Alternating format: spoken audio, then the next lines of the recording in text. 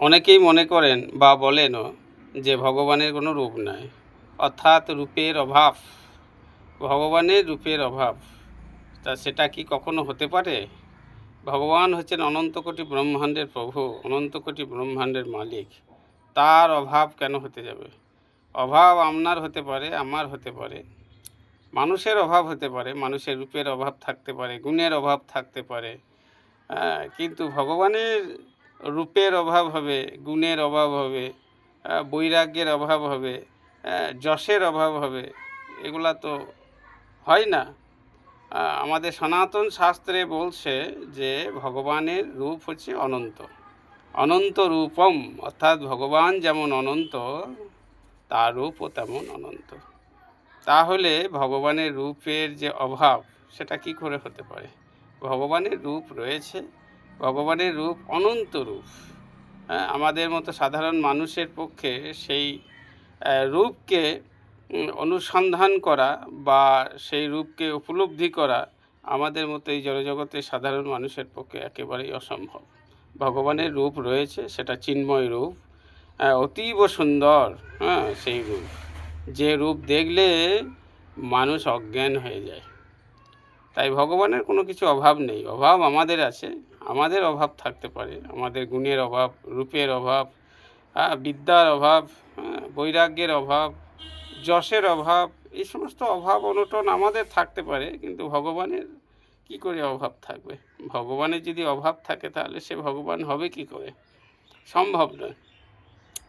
ভগবানের অনন্ত রূপ এবং অনন্ত গুণ রয়েছে। যেমন আপনারা যদি একটা মোবাইল বাজার থেকে কিনে নিয়ে আসেন, এখন বাজার থেকে মোবাইলটা কিনে নিয়ে আসার পরে যদি দেখেন যে ডিসপ্লেতে ঠিকঠাক ছবি আসছে না, সাউন্ড ঠিকঠাক আসছে না, তাহলে কি ভাববেন?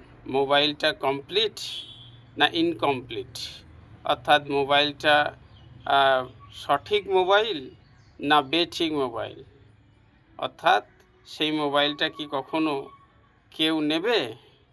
বা আপনি বাজার থেকে কি সেই ধরনের মোবাইল কিনে নিয়ে আসবেন?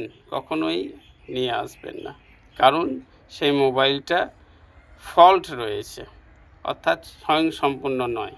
মোবাইলে ডিসপ্লে আসছে না, সাউন্ড আসছে না, ইত্যাদি ইত্যাদি। এই সমস্ত সমস্যা থাকলে সেই মোবাইলটা হলো ইনকমপ্লিট মোবাইল। তাহলে আপনি কিন্তু কেউ নেব না সেই মোবাইলটা।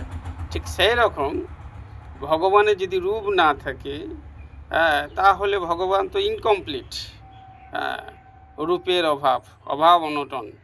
তো সেই জন্যেই বলা হয় ভগবান সম্বন্ধে যাদের ধারণা নাই, উপলব্ধি নাই, তারা মনে করেন যে ভগবানের রূপের অভাব, রূপ নাই, নিরাকার। আরে নিরাকার কেন হতে যাবে? ভগবান কোন দুঃখে নিরাকার হতে যাবে? ভগবানের রূপ রয়েছে, অনন্ত রূপ রয়েছে। সেসব বুঝতে গেলে আমাদেরকে শাস্ত্র অধ্যয়ন করতে হবে, তাহলে আমরা বুঝতে পারবো যে ভগবানের রূপ আছে কি না। তাই অভাব অনটন, রূপের অভাব, গুণের অভাব, এগুলো আমাদের সাধারণ মানুষের থাকতে পারে, কিন্তু ভগবানের কি করে থাকবে? ভগবানের কি কোনো কিছুর অভাব আছে? অভাব নেই। তো সেই জন্যে তিনি হলেন অনন্ত কোটি ব্রহ্মাণ্ডের প্রভু, অনন্ত কোটি ব্রহ্মাণ্ডের মালিক। তার কোনো অভাব নেই। অভাব অনটন আপনার থাকতে পারে, আমার থাকতে পারে, ভগবানের কোনো অভাব নেই। তার কোনো রূপের অভাব নেই, গুণের অভাব নেই, বৈরাগ্যের অভাব নেই, যশের অভাব নেই, সৌন্দর্যের অভাব নেই, কোনো কিছুরই অভাব নেই। হরে কৃষ্ণ।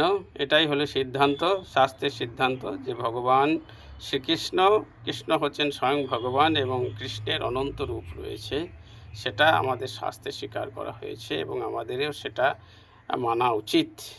হরে কৃষ্ণ। এ বিষয়ে আপনাদের কোনো মন্তব্য থাকলে অবশ্যই মন্তব্য করুন, কমেন্ট করুন, শেয়ার করুন, বেশি বেশি করে পেজটাকে ফলো করুন নিয়মিত ভিডিও পেতে। হরে কৃষ্ণ।